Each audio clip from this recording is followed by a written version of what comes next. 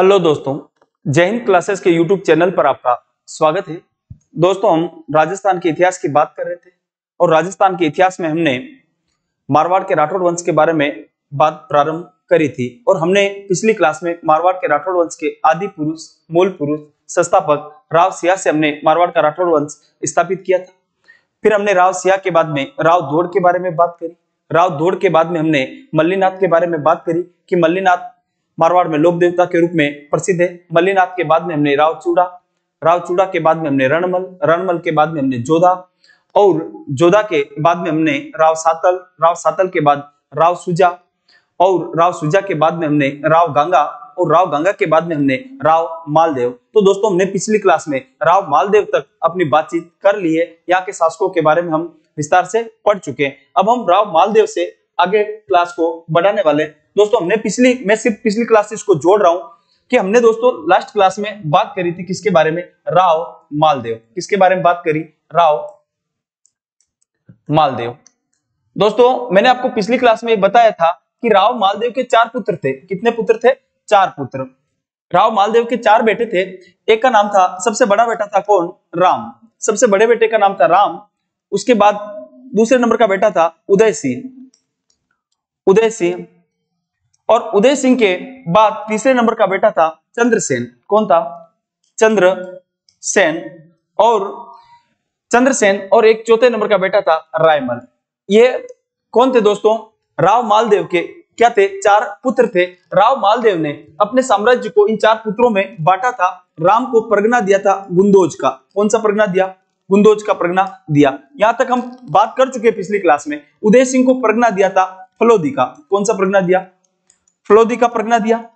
और चंद्रसेन जो कि तीसरा बेटा था, उसको क्या बनाया? उत्तराधिकारी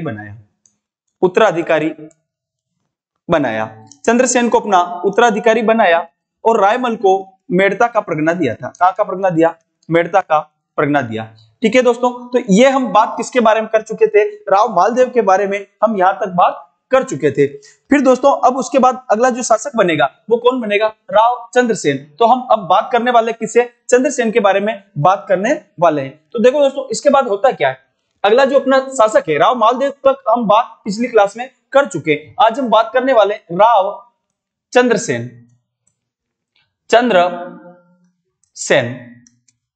राव चंद्रसेन शासक कब बनेगा दोस्तों? शासक बनेगा ये 1562 ईस्वी में और 1562 से ये शासक रहेगा 1581 ईस्वी तक। राव चंद्रसेन शासक रहेगा। अगर हम इसके उपनाम के बारे में बात करें, उपनाम कौन कौन से? तो मारवाड़ का प्रताप राव चंद्रसेन को कहते हैं। प्रताप का पथ प्रदर्शक, प्रताप का पथ प्रदर्शक, प्रताप का अग्रगामी। क्योंकि प्रताप ने जो नीति अपनाई थी वो मारवाड़ में प्रताप से पहले राव चंद्रसेन ने अपना ली थी, इसलिए राव चंद्रसेन को प्रताप का अग्रगामी कहते हैं। अग्रगामी या इसी को कह लो प्रताप का पथ प्रदर्शक, प्रताप का अग्रगामी। और राजस्थान का बुला बिसरा राजा।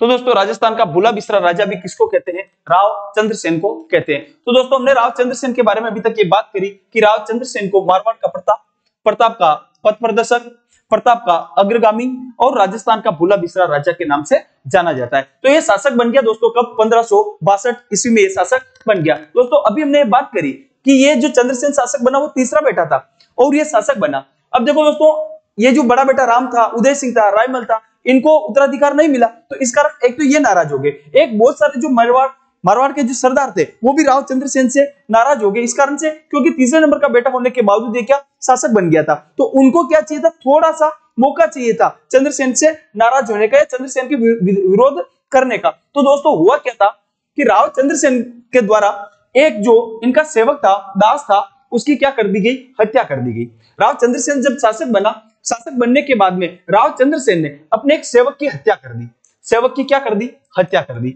अब राव चंद्रसेन ने जब अपने सेवक की हत्या कर दी तो यहाँ के अन्य सरदार जो पहले से ही नाराज थे, उनको एक बहाना चाहिए था। उन्होंने इस बात का विरोध किया कि कोई राजा कैसे किसी निर्दोष आदमी की हत्या कर सकते हैं। और उन्होंने सरदारों ने राम और उदय सिंह को भी कहा कि तुम्हारे भाई ने किस प्रकार से एक सेवक की हत्या कर दी। तो राम और उदय सिंह भी जो पहले से ही नाराज चल रहे थे, तो उनको भी एक क्या मिल गया, एक मौका मिल गया और इन्होंने अपने अपने क्षेत्रों में विद्रोह करना प्रारंभ कर दिया। राम ने, उदय सिंह ने और रायमल ने इस प्रकार से अपने अपने क्षेत्रों में इन्होंने क्या किया, विद्रोह किया। अब देखो दोस्तों, होगा क्या आगे कि अपना जो चंद्रसेन है, ये चंद्रसेन शासक है, चंद्रसेन, लेकिन चंद्रसेन के द्वारा किसकी हत्या हो जाती है, एक सेवक की हत्या हो जाती है। और इस बात का विरोध कर रहे हैं कौन, इधर राम, एक तो इसी का बड़ा भाई कौन है, राम जो कि गुंदेश का प्रगना है, एक कौन है, फलोदीन बेटा है कौन, उदय सिंह, उदय सिंह, और तीसरा भाई जो कौन है, रायमल।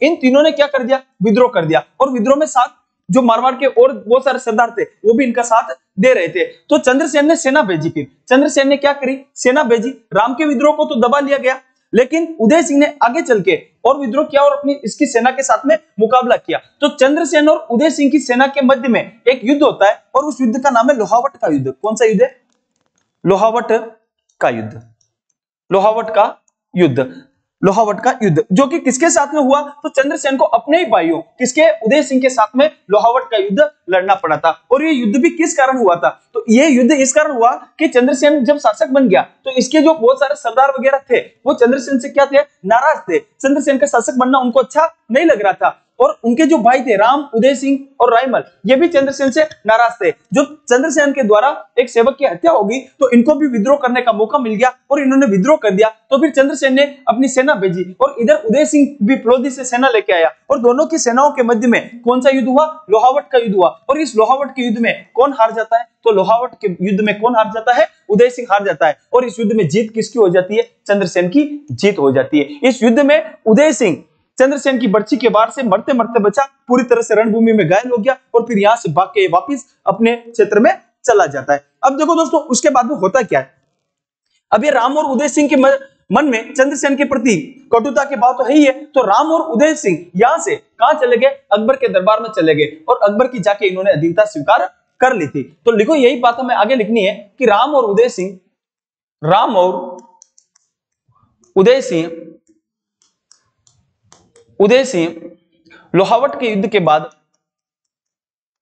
लोहावट के युद्ध के बाद राम और उदय सिंह लोहावट के युद्ध के बाद अकबर के दरबार में चले गए। अकबर के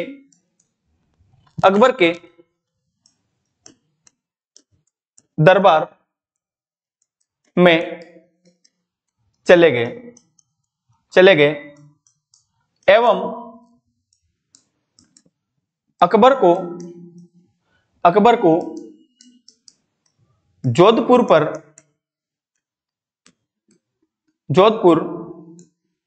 पर आक्रमण करने के लिए कहा। ठीक है दोस्तों, तो कौन है ये अकबर से जाके मिल गए, तो उन्हीं चंद्रसेन के भाई है राम और उदय सिंह। और ये अकबर के पास में जाकर के अपने छोटे भाई चंद्रसेन पर आक्रमण करने के लिए कह रहे हैं। तो फिर अकबर ने क्या किया, अकबर भी उसी ताक में बैठा हुआ था कि उसे भी कोई मौका मिल जाए। तो अकबर ने भी हुसैन कुली खान के नेतृत्व में, अकबर ने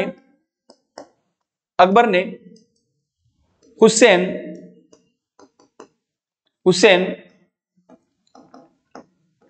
कुली खान के नेतृत्व में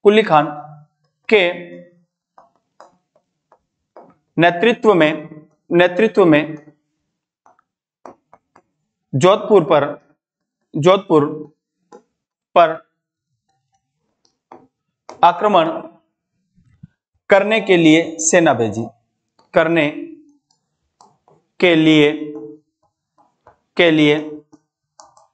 सेना भेजी।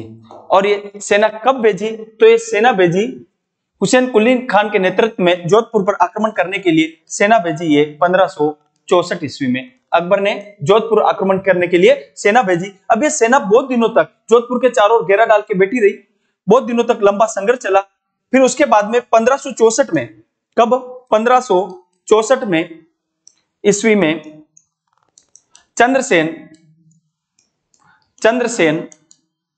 चंद्रसेन जोधपुर छोड़कर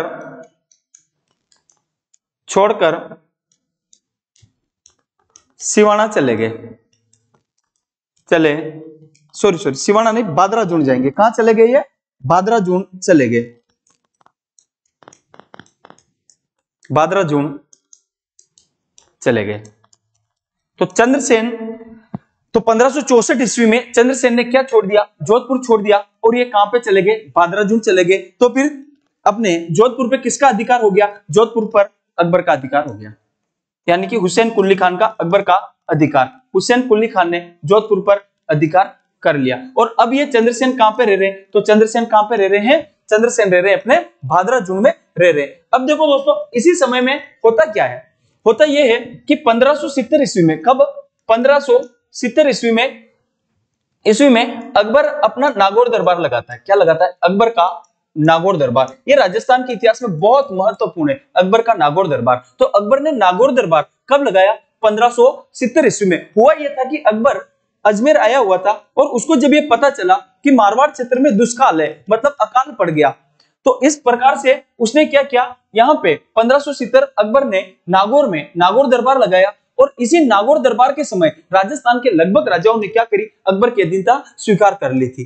ठीक है, बीकानेर के कल्याणमल, उसके पुत्र राय सिंह और पृथ्वीराज के साथ में उसने भी जाके अधीनता स्वीकार करी। जैसलमेर के शासक ने, ऐसे बहुत सारे अपने जयपुर के शासकों ने वगैरह ने, इन्होंने क्या करी? 1570 के नागौर दरबार में अकबर की अधीनता स्वीकार कर ली थी। इस दरबार में चंद्रसेन भी गया था। कौन गया था? चंद्रसेन भी गया था। लेकिन चंद्रसेन ने वहां जाने के बाद में ये देखा कि अकबर का झुकाव उसके जो भाई उदय सिंह और राम है उनकी तरफ ज्यादा है। तो फिर चंद्रसेन वहां से वापिस निकल जाता है। तो यही बात हम लिखने वाले हैं कि जो अकबर का जो क्या था? नागौर दरबार था। इस नागौर दरबार में अकबर के नागौर दरबार में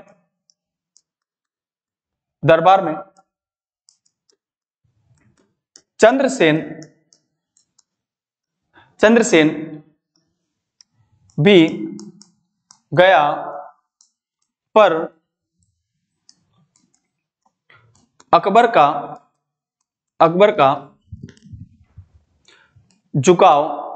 अकबर का झुकाव उदय सिंह व राम की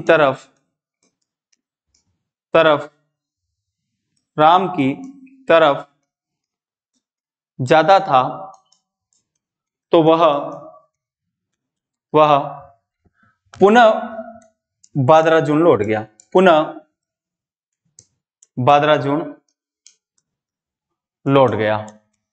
लौट गया।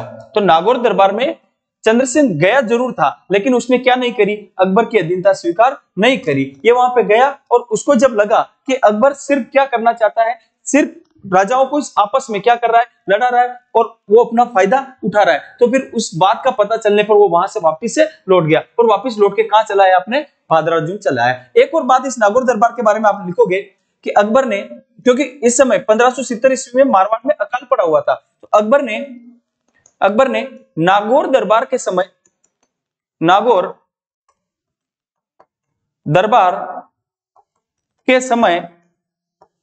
समय शुक्र तालाब, कौन सा तालाब? शुक्र तालाब, नागौर में शुक्र तालाब का निर्माण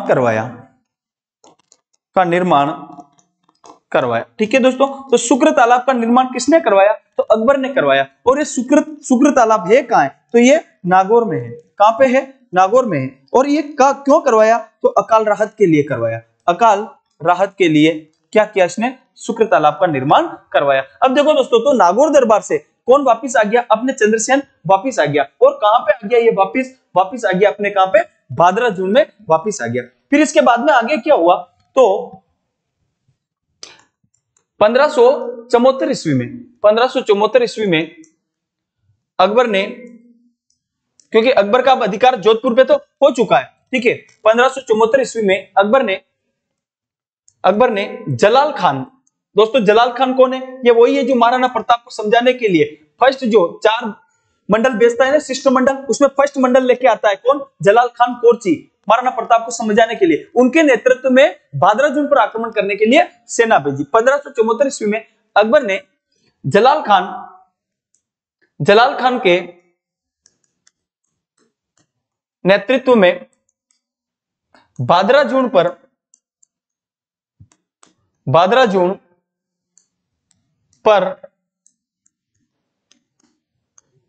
आक्रमण 1574 ईस्वी अकबर ने जलाल खान के नेतृत्व में भादरा-जून पर आक्रमण करने के लिए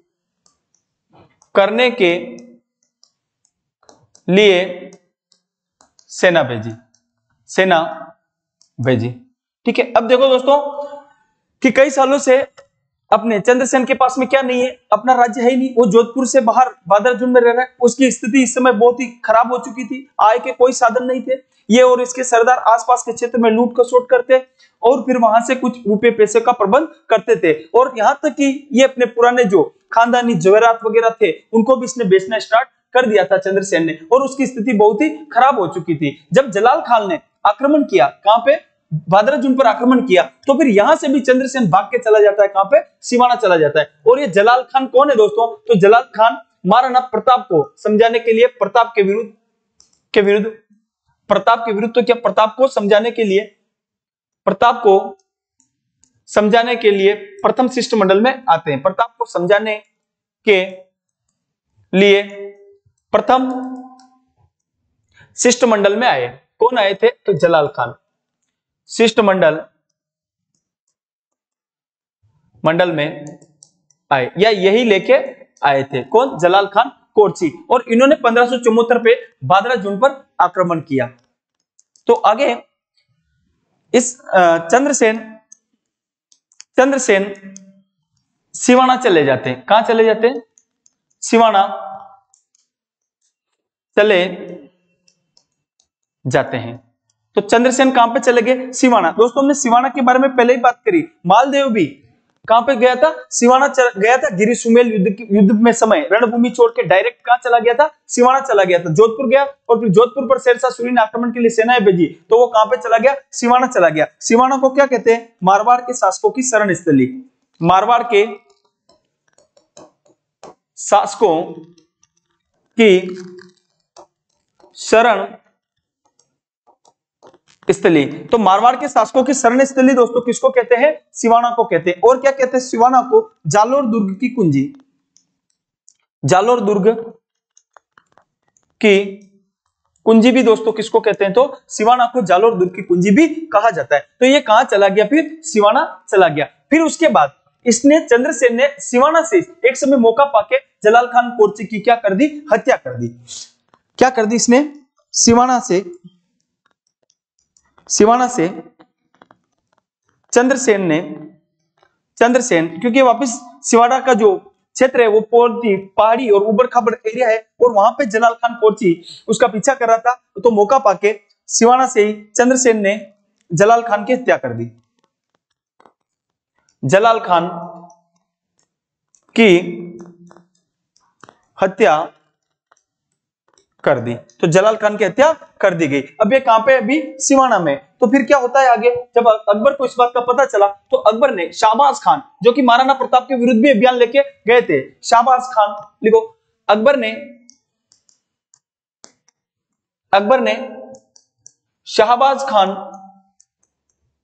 शाहबाज खान और एक बीकानेर के शासक थे कौन? अपने राय सिंह। शाहबाज खान एवं राय सिंह के नेतृत्व में सेना भेजी। राय सिंह जो कि किसका था? कल्याणमल का पुत्र था। इसने अधीनता स्वीकार कर ली थी नागौर दरबार में। अकबर ने शाहबाज खान एवं राय सिंह के नेतृत्व में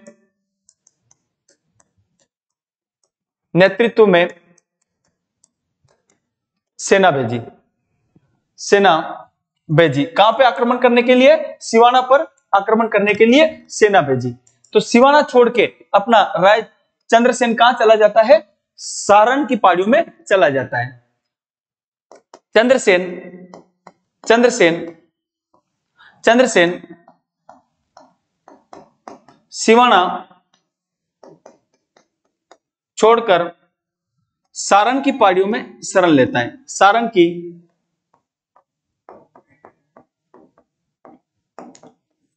पहाड़ियों में शरण लेता है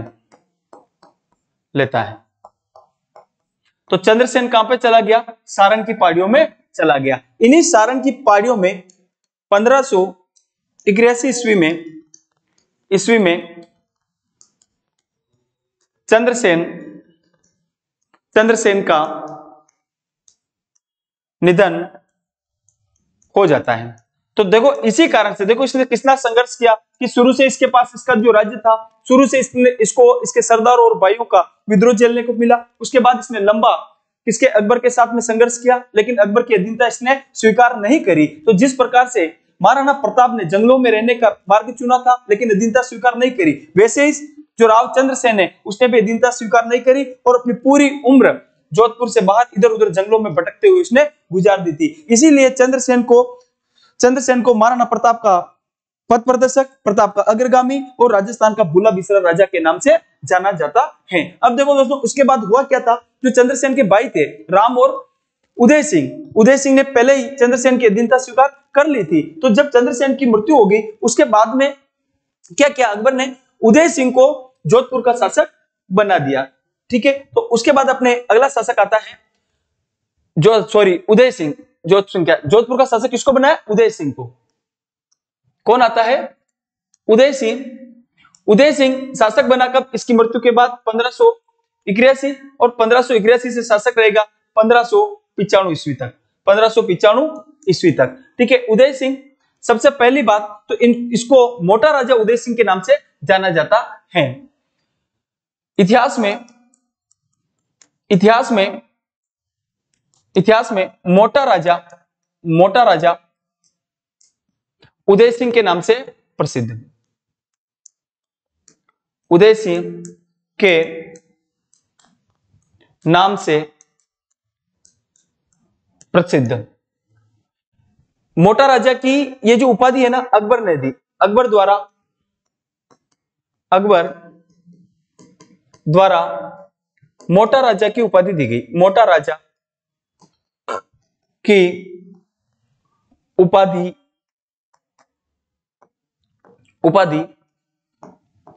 दी गई। अकबर द्वारा क्या उपाधि दी गई? तो उदय सिंह को मोटा राजा की उपाधि दी गई। और अगर हम इसके बारे में बात करें तो मुगलों की अधीनता स्वीकार करने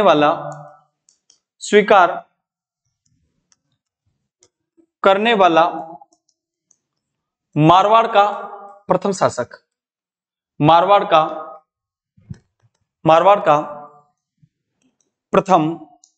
शासक राजस्थान का नहीं, राजस्थान का प्रथम शासक ये नहीं है, वो बारमल है। मारवाड़ का प्रथम शासक जिसने मुगलों की अधीनता स्वीकार करी तो वो कौन था? उदय सिंह। और अगर हम और आगे लिखें, मुगलों के साथ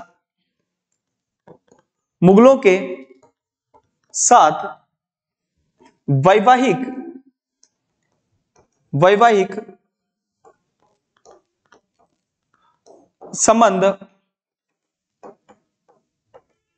स्थापित करने वाला मारवाड़ का प्रथम शासक। तो मुगलों के साथ वैवाहिक संबंध स्थापित करने वाला मारवाड़ का प्रथम शासक भी कौन है? तो प्रथम शासक भी अपने कौन है? मोटा राजा उदय सिंह प्रथम शासक। राजस्थान का नहीं, क्योंकि राजस्थान में प्रथम वैवाहिक संबंध स्थापित तो आमेर के शासक किसने? बारमल ने अपनी पुत्री हरकाबाई का विवाह अकबर के साथ 1562 ईस्वी में करवाया था।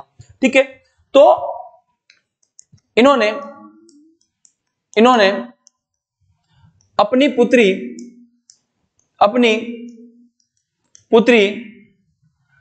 मानीबाई, क्या नाम मिलता है उनका? मानीबाई, या इन्हीं का और नाम मिलता है जगत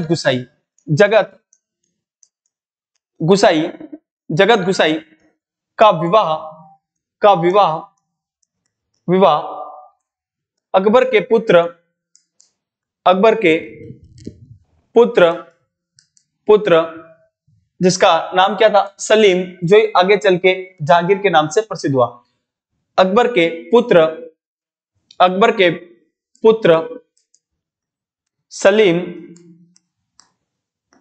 सलीम के साथ करवाया। ठीक है, सलीम के साथ करवाया, और यह सलीम ही आगे चल के किस नाम से शासक बनता है, जहांगीर। किस नाम से शासक बनता है, जहांगीर। फिर आगे और अगर इसको आगे बढ़ाएं तो जोधपुर की राजकुमारी होने के कारण जोधाबाई के नाम से प्रसिद्ध, के नाम से प्रसिद्ध। ठीक है दोस्तों, तो ये हमने बात करी किसके बारे में, मोटा राजा उदय सिंह के बारे में, कि मोटा राजा जो उदय सिंह है वो कब शासक बने, 1583 से 1595 के मध्य शासक रहे। इतिहास में मोटा राजा के नाम से प्रसिद्ध, क्योंकि इनको मोटा राजा की उपाधि किसने दी थी, अकबर ने दी थी। और मुगलों की अधीनता स्वीकार करने वाले मारवाड़ के अगर प्रथम शासक की बात करें तो वो भी कौन है, तो वो अपने कौन है, उदय सिंह है। और मुगलों के साथ वैवाहिक संबंध स्थापित करने वाले भी मारवाड़ के प्रथम शासक कौन है, तो वो भी कौन है दोस्तों, उदय सिंह, मारवाड़ के प्रथम शासक, जिसने क्या करी थी, मुगलों की अधीनता स्वीकार करी थी। और इन्होंने अपनी पुत्री मानीबाई ही आगे चलकर किस नाम से प्रसिद्ध हुई, तो मानीबाई ही जगत गुसाई या फिर जोधाबाई के नाम से प्रसिद्ध हुई। इन्होंने उसका विवाह किसके साथ में करवाया, तो अकबर के पुत्र जहांगीर या फिर सलीम के साथ में उसका विवाह करवाया। एक और बात अगर हम इनके बारे में लिखना चाहे तो वो ये है कि इनका एक पुत्र था किशन सिंह। 1609 ईस्वी में इनके पुत्र किशन सिंह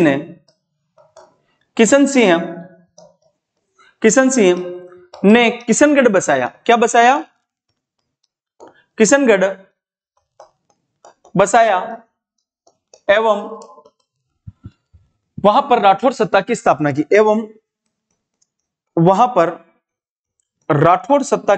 की। राठौर सत्ता की स्थापना की। ठीक है दोस्तों, तो किशनगढ़ भी किसने बसाया, तो मोटा राजा उदय सिंह के पुत्र थे किशन सिंह ने किशनगढ़ बसाया। कब, 1609 ईस्वी में, और किशनगढ़ में राठौर सत्ता की स्थापना करी थी। इसके बाद दोस्तों हम आगे बात करें तो अगला अपना शासक आएगा कौन, इनके बाद में जो शासक बनते हैं वो शासक है अपने राव, अगले अपने शासक बनेंगे राव सुरसिंह। कौन है, राव सुरसिंह। ये शासक बनते हैं 1595 ईस्वी में और शासक रहेंगे 1619 ईस्वी तक। इनके बारे में आपको एक ही बात याद रखनी है, वो बात यह है कि अकबर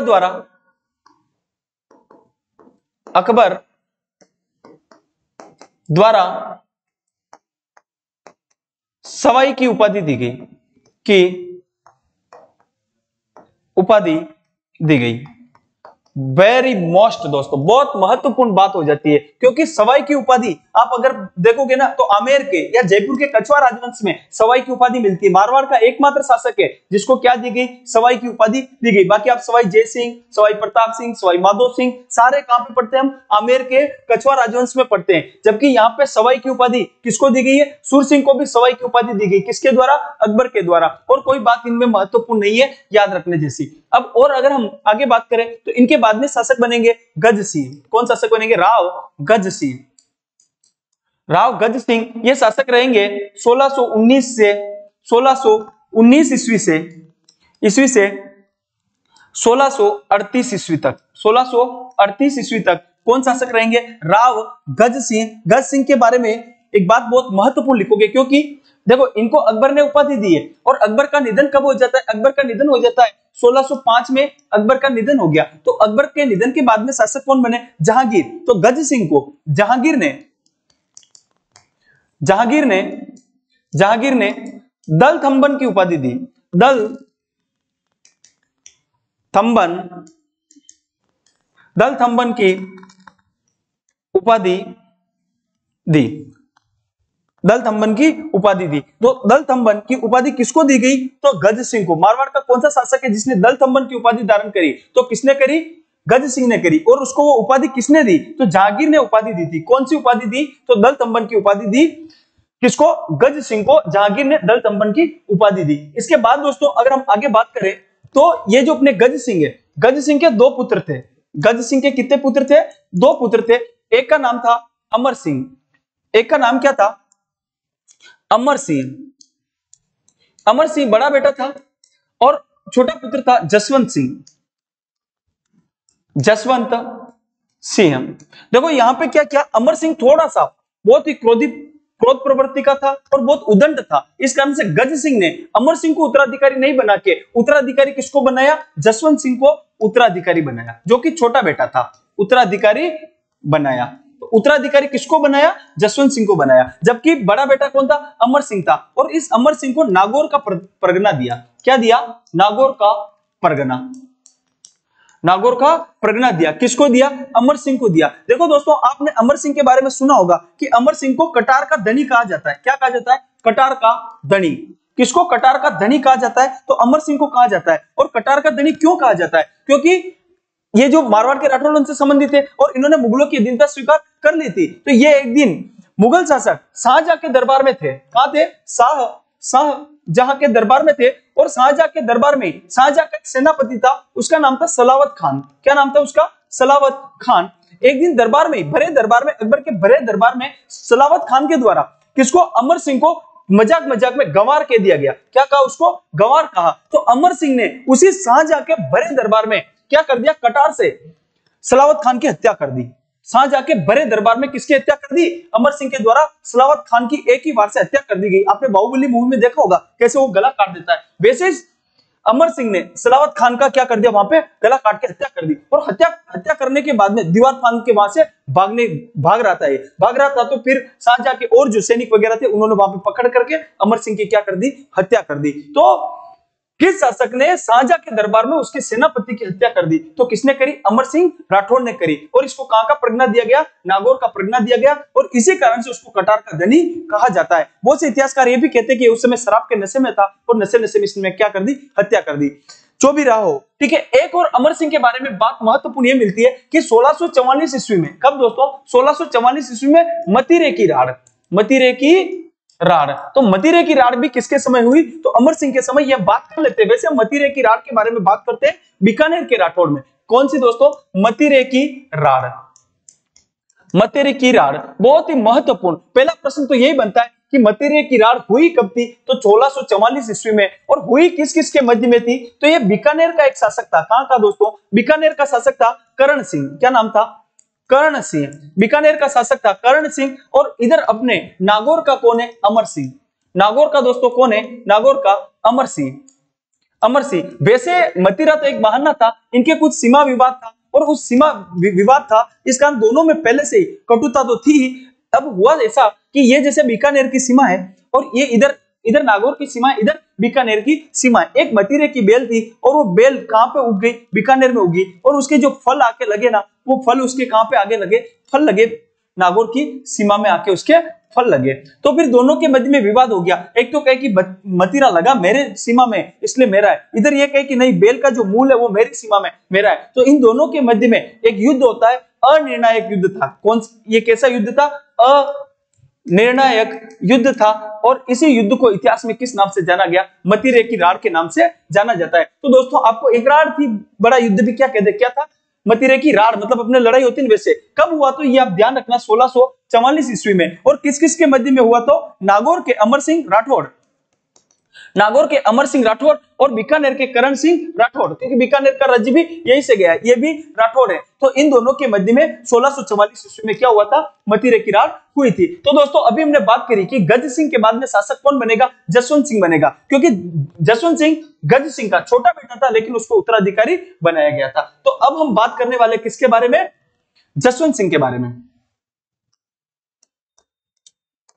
जसवंत सिंह। तो दोस्तों जसवंत सिंह शासक कब बनेगा? 1638 और ये शासक रहेगा 1678 ईस्वी तक। 1678 ईस्वी में अफगानिस्तान के जमरूद में इसका क्या हो जाता है, निधन हो जाता है। तो दोस्तों जसवंत सिंह के बारे में हम अगर सबसे पहले बात करें तो इनके समकालीन जो मुगल शासक थे वो कौन थे, शाहजहां थे। कौन थे, शाहजहां थे। और शाहजहां थे ना, सबसे पहले हम बात करते हैं शाहजहां। और शाहजहां क्या हो जाता है, उसमें बीमार पड़ जाता है। बीमार पड़ने के बाद में शाहजहां के जो 4 पुत्र होते हैं, एक तो होता है दारा, एक होता है औरंगजेब, शुजा और मुराद। जब औरंगजेब के पुत्रों ने ये बात सुनी, और उसमें भी सबसे महत्वाकांक्षी कौन था, शाहजहां का पुत्र था कौन, औरंगजेब, जो सबसे ज्यादा क्या था, महत्वाकांक्षी था। और जब इसने, ये दक्षिण भारत में लगा हुआ था, और जब इसने ये सुना कि उसके पिताजी शाहजहां क्या हो चुके हैं, बीमार पड़ चुके हैं, तो उसने फिर वहीं से शासक बनने के लिए कि कहीं मेरे भाई जो दारा सिको वगैरह है वो कहीं शासक नहीं बन जाए, तो वो एक बड़ी सी फौज लेके आक्रमण करने के लिए दक्षिण भारत से आता है। ठीक है, और इनके मध्य में उत्तराधिकार को लेकर युद्ध होता है। उत्तराधिकार को लेकर वैसे तो 4 युद्ध हुए, लेकिन अपने जो काम के हैं वो कितने युद्ध है, तो वो अपने युद्ध है कितने, 2 युद्ध है। एक तो है धर्मत का युद्ध। कौन सा युद्ध, धर्मत का युद्ध। तो ये धर्मत का युद्ध हुआ, उस समय शाहजहां बीमार था और दारा सिको एक बहुत बड़ी शाही सेना लेके आता है। और उस समय इस धर्मत के युद्ध में ये जो अपना जसवंत सिंह है, ये साथ किसका देता है, तो ये साथ देता है दारा सिको का ये साथ देता है। और औरंगजेब, ये दारा सिको और शुजा ये एक तरफ होते हैं, और औरंगजेब और मुराद ये एक तरफ हो जाते हैं। मुराद की सेना भी औरंगजेब के साथ में मिल जाती है। तो धर्मत का युद्ध दारा सिको और किसके मध्य में हुआ, औरंगजेब की सेना के मध्य में हुआ। कब हुआ, तो ये 1658 ईस्वी में हुआ। कब हुआ, 1658 ईस्वी में धर्मत का युद्ध हुआ। और इस युद्ध में अपने जो जसवंत सिंह है, इन्होंने किसका साथ दिया, तो दारा सिको का साथ दिया। किसने, जसवंत सिंह ने। तो देखो ये धर्मत के युद्ध के मैदान में लड़ने के लिए आ रहे हैं। जब औरंगजेब को इस बात का पता चला कि जसवंत सिंह भी किसका साथ देने वाला है, दारा का साथ देने वाला है, तो औरंगजेब ने एक संदेश भिजवाया जसवंत सिंह के पास में कि तुम छोड़ के चले जाओ, तुम हमारे इस पारिवारिक लड़ाई के अंतर्गत तुम्हें आने की कोई जरूरत नहीं है, और तुम इधर भाग मत लो, तुम डायरेक्ट कहां चले जाओ, जोधपुर चले जाओ। लेकिन जसवंत सिंह नहीं मानता है, और जसवंत सिंह इस युद्ध में भाग लेता है। लेकिन अंत समय में होता क्या है, इधर दारा सिको का कोई एक सेनापति होता है, उसके कासिम, क्या नाम होता है उस सेनापति का, कासिम के साथ में इसकी कुछ अनबन हो जाती है जसवंत सिंह की। और फिर अंत समय में जसवंत सिंह रणभूमि छोड़ने के लिए विवश हो जाता है, और रणभूमि छोड़ के जसवंत सिंह चला जाता है कहां पे, जोधपुर की तरफ निकल जाता है। ठीक है, और इस फिर धर्मत के युद्ध में जीत किसकी हो जाती है, धर्मत के युद्ध में जीत हो गई किसकी, औरंगजेब की जीत होगी। और जो शाही सेना थी दारा सिको के नेतृत्व में, वो क्या होती है, हार जाती है। अब ये बीच मैदान छोड़ के जसवंत सिंह कहां चला गया, जोधपुर चला गया। तो फिर जोधपुर में इसका होता क्या है, इसके एक रानी थी, उसका नाम था अपने उदयपुर की थी, और वो थी उदयपुरी रानी। कौन थी, उदयपुरी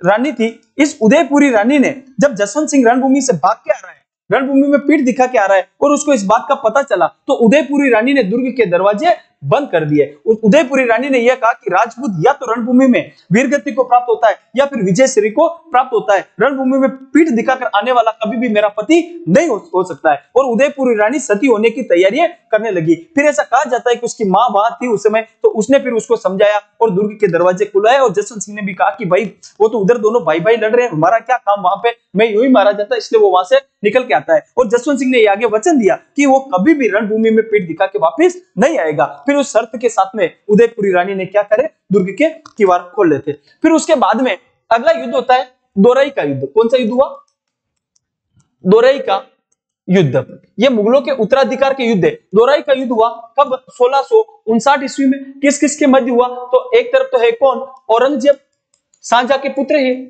औरंगजेब, और दूसरी तरफ कौन है, उसी का बड़ा बेटा दारा। कौन है, दारा। तो पहले धर्मत के युद्ध में तो जसवंत सिंह ने किसका साथ दिया, दारा का साथ दिया। लेकिन दोरई के युद्ध में जसवंत सिंह ने किसका साथ दिया, तो जसवंत सिंह ने औरंगजेब का साथ दिया। जसवंत सिंह ने औरंगजेब का साथ दिया। छोटे मोटे 2 युद्ध और होते हैं, लेकिन जसवंत सिंह से संबंधित अपने ये 2 युद्ध आते हैं। जसवंत सिंह ने किसका साथ दिया, औरंगजेब का साथ दिया। और फिर जीतता भी कौन है, इस दोरई के युद्ध में भी जीत हो जाती है औरंगजेब की, और दारा वगैरह ये क्या हो जाते हैं, हार जाते हैं। और फिर औरंगजेब दारा को, शाहजहां वगैरह सबको क्या कर लेते हैं, कैद करके जेल में डाल देता है। और इसके बाद में शासक कौन बन जाता है, जसवंत, अपने औरंगजेब शासक बन जाता है। मुगल शासक तो औरंगजेब बन जाता है, और इधर अपने जोधपुर का शासक कौन है, जसवंत सिंह जोधपुर का शासक है। अब उसके बाद में औरंगजेब ने शासक बनने के बाद में क्या किया, औरंगजेब ने औरंगजेब ने दक्षिण भारत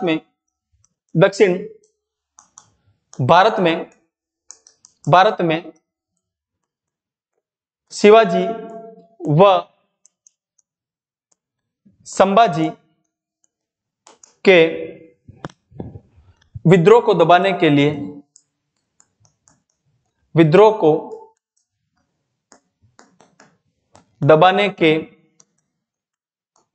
लिए जसवंत सिंह को भेजा।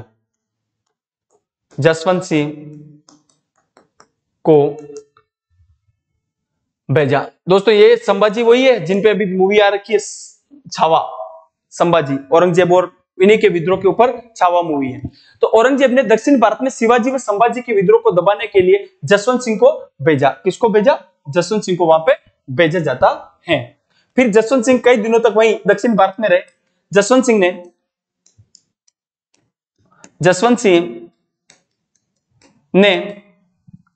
महाराष्ट्र में जसवंतपुर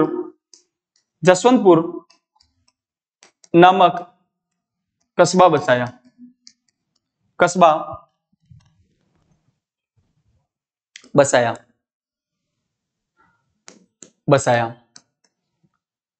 रानी, इनकी एक रानी थी, रानी जसवंत दे द्वारा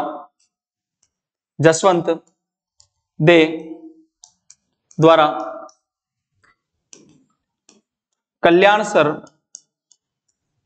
तालाब कहां पे? रातानाडा में। कल्याणसर तालाब का निर्माण करवाया। ठीक है दोस्तों, तो इनकी रानी थी, क्या नाम था उस रानी का? रानी का नाम था अपने क्या? जसवंत दे। और जसवंत दे ने कौन से तालाब का? कल्याण सागर तालाब का निर्माण करवाया। कल्याणसर तालाब का निर्माण करवाया। कहां पे करवाया? तो रातानाडा में करवाया। और फिर क्या है, तो इन्होंने कागा का उद्यान लगवाया। कागा का उद्यान लगवाया। तो दोस्तों कागा का उद्यान भी किसने लगवाया? तो जसवंत सिंह ने ही कागा का उद्यान लगवाया। एक रायका बाग लगवाया। रायका बाग लगवाया। तो रायका बाग भी दोस्तों किसने लगवाया? तो जसवंत सिंह ने ही रायका बाग भी लगवाया। इसके बाद दोस्तों हम आगे बात करें तो इनके दरबारी विद्वान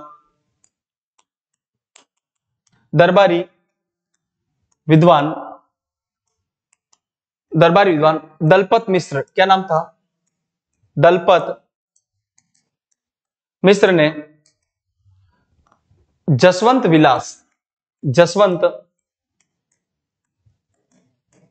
विलास नामक ग्रंथ की रचना की।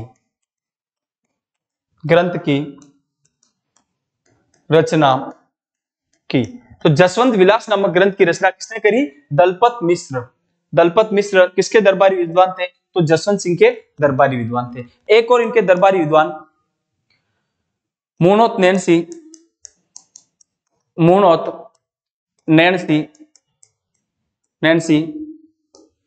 इनके दरबारी कवि थे। मुणोत नैणसी इनके दरबारी कवि थे। मुणोत नैणसी को मारवाड़ का अबुल फजल कहा जाता है। क्या कहा जाता है? मारवाड़ का अबुल फजल, या फिर आप कह दो राजस्थान का अबुल फजल, तो भी यही है, क्योंकि वो तो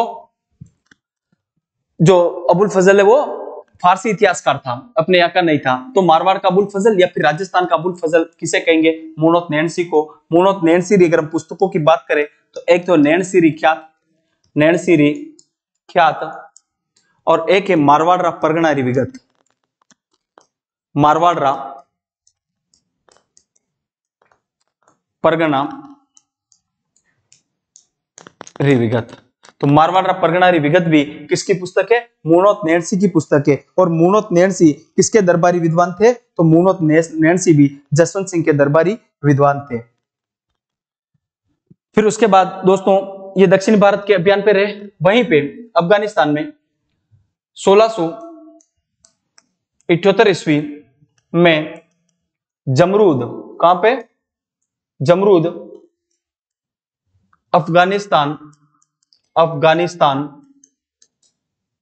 अफगानिस्तान में जसवंत सिंह का निधन हो जाता है। जसवंत सिंह का निधन हो जाता है, निधन हो जाता है। तो जसवंत सिंह का निधन कब हो गया? 1678 ईस्वी में। और कहां पे हुआ? जमरूद अफगानिस्तान में जसवंत सिंह का निधन हो गया। एक बहुत ही महत्वपूर्ण बात, जसवंत सिंह के निधन पर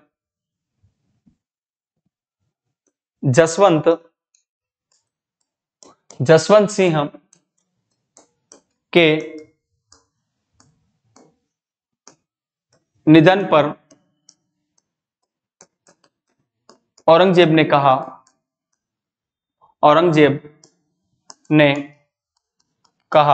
क्या कहा? आज कुफ्र का दरवाजा टूट गया। आज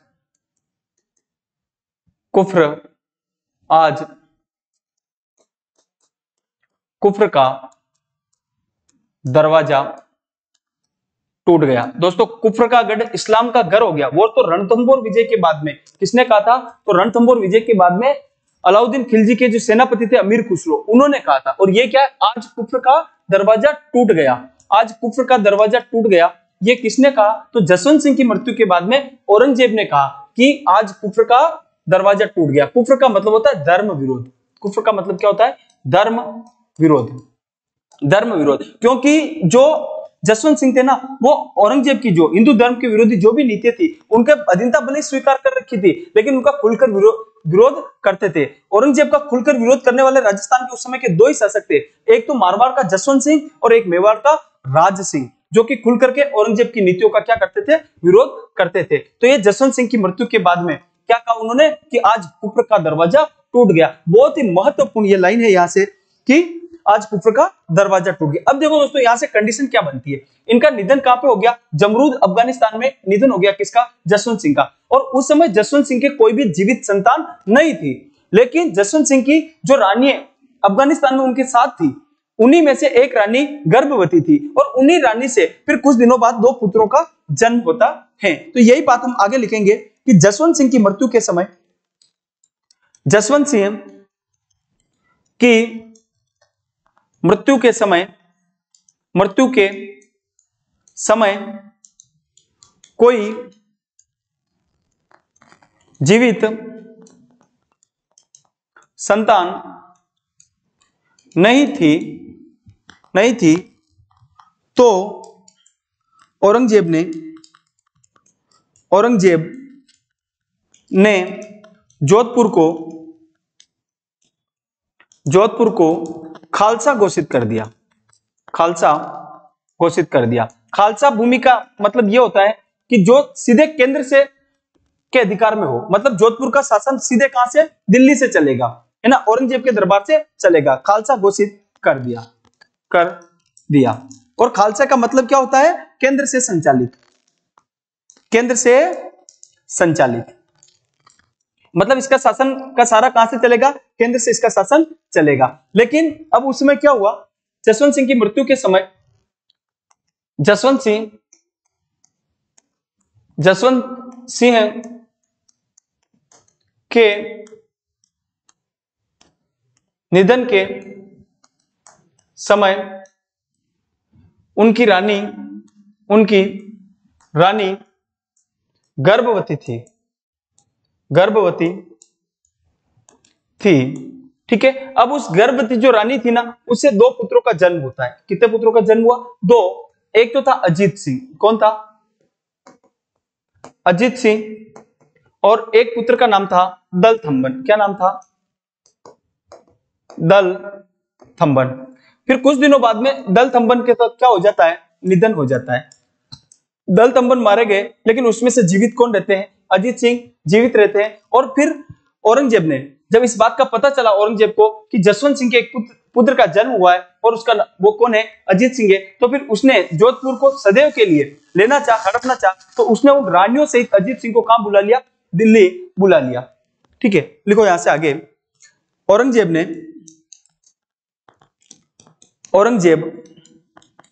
ने अजीत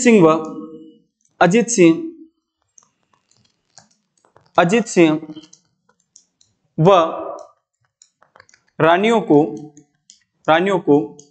दिल्ली बुला लिया। ठीक है, फिर अब अजीत सिंह बिल्कुल छोटे हैं, बच्चे हैं, उस समय उनको कहां बुला लिया गया, दिल्ली बुला लिया गया। तो मारवाड़ के जो स्वामी भक्त सेवक थे, सरदार थे, उनको ये लगा कि कहीं औरंगजेब अजीत सिंह की वहां पे हत्या नहीं कर दे, तो कुछ सरदार वहां पे चले जाते हैं और वहां से युक्ति के हिसाब से किसको निकालने का प्रयास करते हैं, अजीत सिंह को वहां औरंगजेब के चंगुल से निकालने का प्रयास करते हैं। और उनमें एक महत्वपूर्ण नाम आता है किसका, दुर्गादास राठौड़ का, जो कि मारवाड़ के उद्धारक कहलाते हैं। क्या कहलाते हैं, मारवाड़ के उद्धारक, दुर्गादास राठौड़ ने। फिर कौन थे, दुर्गादास राठौड़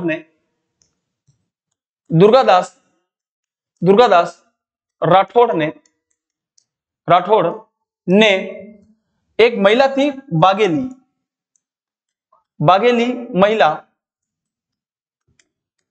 बागेली महिला। दुर्गादास राठौड़ ने बागेली महिला के सहयोग से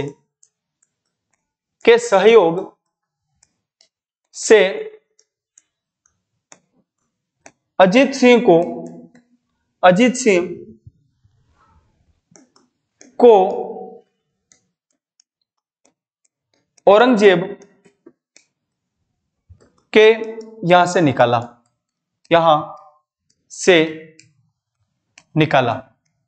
किसने निकाला, तो दुर्गादास राठौड़ ने निकाला। बहुत महत्वपूर्ण बात लिखोगे, दुर्गादास राठौड़ को मारवाड़ के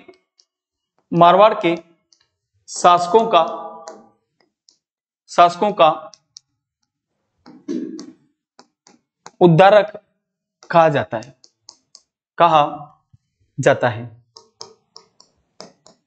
है। ठीक है, फिर यहां से निकाल के दुर्गादास ने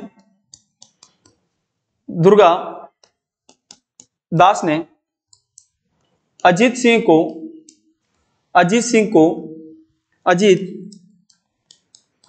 को सिरोही के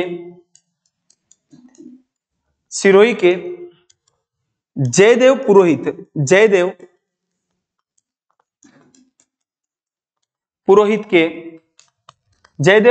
के घर रखा। कहां पे रखा, घर रखा, सिरोही में जयदेव पुरोहित के घर पे इसको शरण दी, जयदेव पुरोहित के घर पर रखा। फिर इनके सुरक्षा की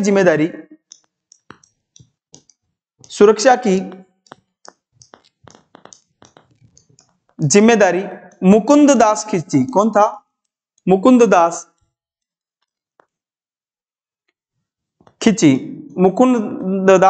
खिंची के ऊपर थी। बहुत महत्वपूर्ण दोस्तों, ऊपर थी कि अजीत सिंह जब छोटे थे उस समय उनकी सुरक्षा की जिम्मेदारी किसके ऊपर थी दोस्तों, तो मुकुंददास खिंची के ऊपर थी। और दुर्गादास राठौड़ ने कहां पे रखा इनको, तो जयदेव पुरोहित के घर पे इनको रखा था, जयदेव पुरोहित के यहाँ पे इनको रखा था। ठीक है दोस्तों, फिर यहां पे भी इनको जब असुरक्षा महसूस हुई तो फिर ये कहां लेके गए, यहां पर सुरक्षा महसूस होने पर यहां पर असुरक्षा महसूस होने पर मेवाड़ महाराणा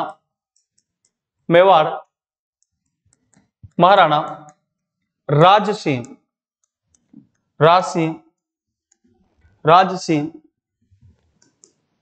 के पास लेकर आए। और मेवाड़ महाराणा राज सिंह अकबर की नीतियों के क्या थे, गौर विरोधी थे। और उस समय मेवाड़ महाराणा राज सिंह ही ऐसे और एकमात्र व्यक्ति थे जो उनको उसके विरुद्ध क्या दे सकते थे, शरण दे सकते थे।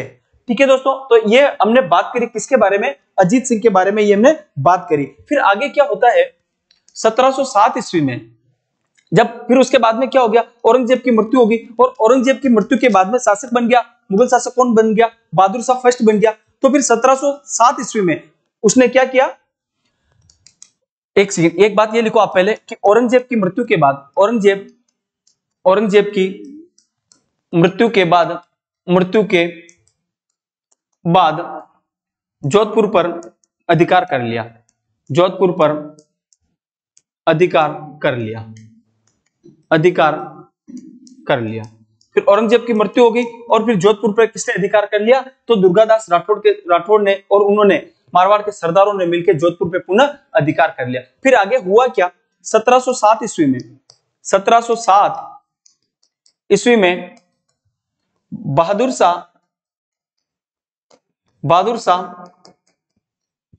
शाह फर्स्ट ने अजीत सिंह को शासक स्वीकार किया।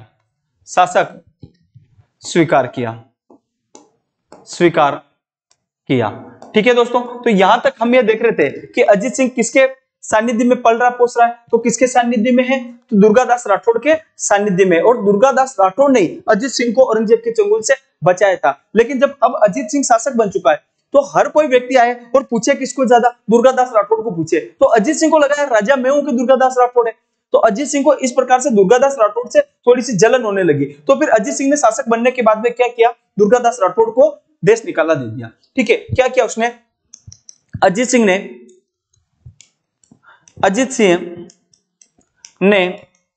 दुर्गादास को देश निकाला दे दिया। फिर देश निकाला मिलने के बाद ये उज्जैन चले जाते हैं और उज्जैन में वहीं सिप्रा नदी के किनारे कहा जाता है कि दुर्गादास राठौड़ की क्या हो जाती है, निधन हो जाता है। और उज्जैन में सिप्रा नदी के किनारे दुर्गादास राठौड़ की क्या बनी हुई है, छतरी बनी हुई है। फिर इसके बाद दोस्तों हम आगे बात करें तो अजीत सिंह ने अपनी पुत्री इंद्र कुंवरी का विवाह मुगल शासक फर्रुख सियर के साथ किया। किसके साथ किया, फर्रुख सियर के साथ किया। फर्रुख सियर के साथ किया। फर्रुख सियर के साथ में किसका विवाह किया गया, तो अजीत सिंह की पुत्री थी इंद्र कुंवरी, उसका विवाह मुगल शासक फर्रुख सियर के साथ में किया गया। और ये जो औरंगजेब के बाद के जो शासक है ना, वो किसी काम के शासक नहीं है। बहादुर शाह फर्स्ट के बाद में जादर शाह शासक बनता है। जादर शाह को घृणित कायर कहा जाता है, फर्रुख सियर को लंपट मूर्ख कहा जाता है। तो इस प्रकार के बहुत ही कम शक्तिशाली शासक उसके बाद में हुए हैं। अब ये विवाह की विशेषता क्या है, इसकी विशेषता यह है, यह राजस्थान का अंतिम राजपूत मुगल विवाह है। यह राजस्थान का अंतिम राजपूत मुगल विवाह माना जाता है। ठीक है दोस्तों, तो अंतिम राजपूत मुगल विवाह कौन सा है, तो अंतिम राजपूत मुगल विवाह अजीत सिंह की पुत्री इंद्र कुंवरी और मुगल शासकों ने फर्रुख सियर का जो विवाह हुआ वो अंतिम राजपूत मुगल विवाह माना जाता है। अब देखो दोस्तों आगे होता क्या है, ये जो अपना अजीत सिंह है, इस अजीत सिंह कौन है, अजीत सिंह, इस अजीत सिंह के दो बेटे हैं। एक का नाम है अभय सिंह, क्या नाम है, अभय सिंह। ठीक है दोस्तों, और एक का नाम है भक्त सिंह। ये जो भगत सिंह है ना, इसका बेटा, दूसरा बेटा, इसी भगत सिंह ने कब दोस्तों 1724 ईस्वी में क्या कर दी, अजीत सिंह की हत्या कर दी। क्या कर दी, हत्या कर दी। इसी का जो पुत्र था, कौन है ये भगत सिंह, इसी का पुत्र है। और इसी भगत सिंह ने अजीत सिंह की हत्या कर दी। तो ये क्या हो गया, पितृहंता। क्या हो गया, ये पितृहंता। तो मारवाड़ के शासकों में एक पितरंता पहले आया दोस्तों, मालदेव, जिसने अपने पिता गंगा की हत्या करी थी, और एक ये कौन है, भगत सिंह। मैंने उस समय भी बताया था कि आगे अजीत सिंह की हत्या कौन करेगा, भगत सिंह हत्या करेगा। कब, 1724 ईस्वी में। फिर इसके बाद में दोस्तों शासक कौन बन गया, अभय सिंह। कब शासक बना, 1724 ईस्वी में, और ये शासक रहेगा 1748 ईस्वी तक। कब तक शासक रहेगा, 1748 ईस्वी तक अपने कौन शासक रहेगा, अभय सिंह फिर आगे शासक रहेगा। देखो दोस्तों, अभय सिंह के बारे में अगर सबसे महत्वपूर्ण अगर हम बात करें तो क्या थे, वो यही है कि 1730 ईस्वी में खेजड़ली में वृक्षों को बचाने के लिए, वृक्षों को बचाने के लिए 363 लोगों ने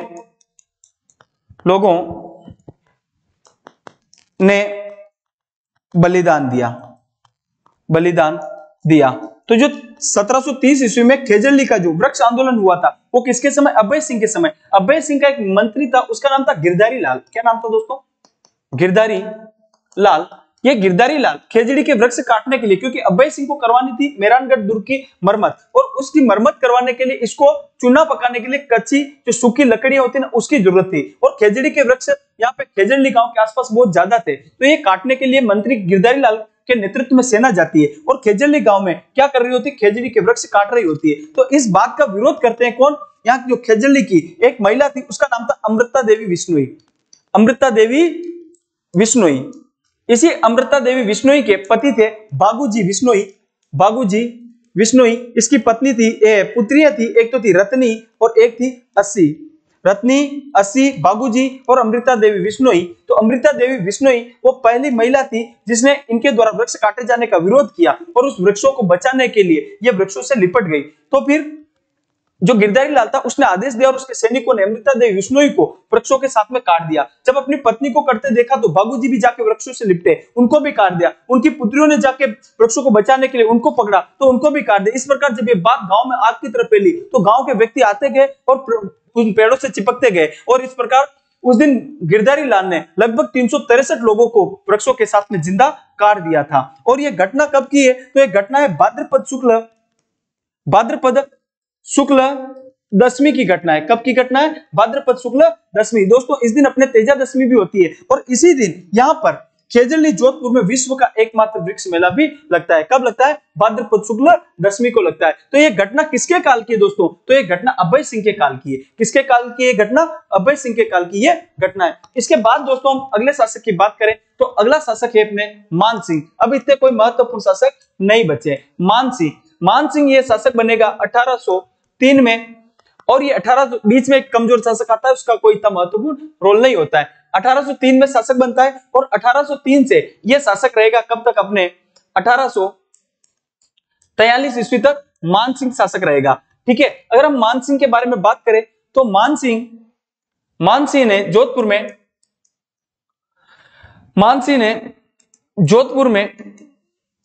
जोधपुर में मान पुस्तक प्रकाश नामक पुस्तकालय का निर्माण करवाया।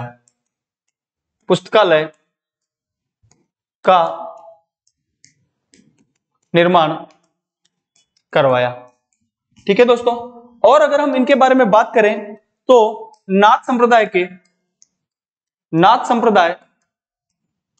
के सबसे बड़े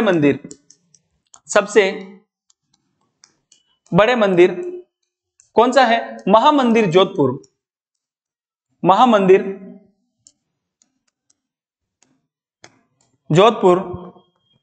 का निर्माण करवाया।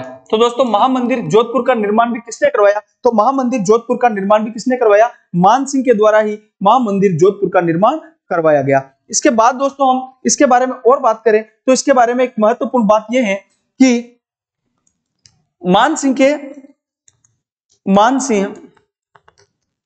के शासक बनने की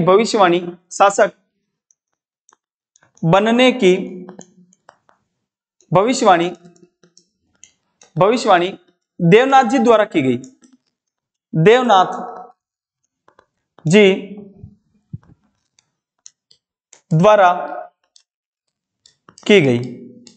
और दोस्तों अगर हम इनके बारे में महत्वपूर्ण बात करें तो अपने सहायक संधियों को दौर चला था 1818 से लेकर, है ना, 1817 से। अधिकांश सहायक संधि 1818 में हुई थी। 1818 ईस्वी में ईस्ट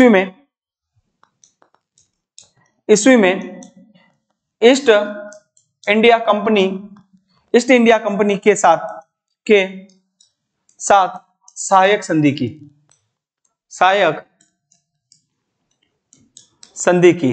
तो ईस्ट इंडिया कंपनी के साथ सहायक संधि भी किसने करी? मान सिंह ने ईस्ट इंडिया कंपनी के साथ सहायक संधि करी। उसके बाद दोस्तों अगर हम और लिखना चाहे अगर छोटा सा एक अगला शासक, तो 1857 की क्रांति के समय, ईस्वी की क्रांति के समय, वैसे ये सारी बात हम अब क्रांति के बारे में क्रांति में पढ़ लेते हैं। क्रांति के समय जोधपुर के शासक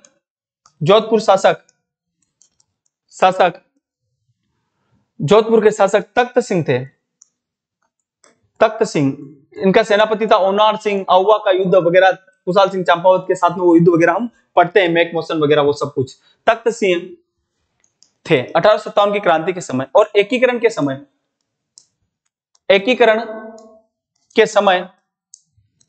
समय जोधपुर के शासक हनुमंत सिंह थे। कौन थे? हनुमंत सिंह थे। एकीकरण में हम वैसे पढ़ते हैं ये हनुमंत सिंह जी पाकिस्तान में मिलना चाह रहे थे एकीकरण के समय। कहां पे मिलना चाह रहे थे?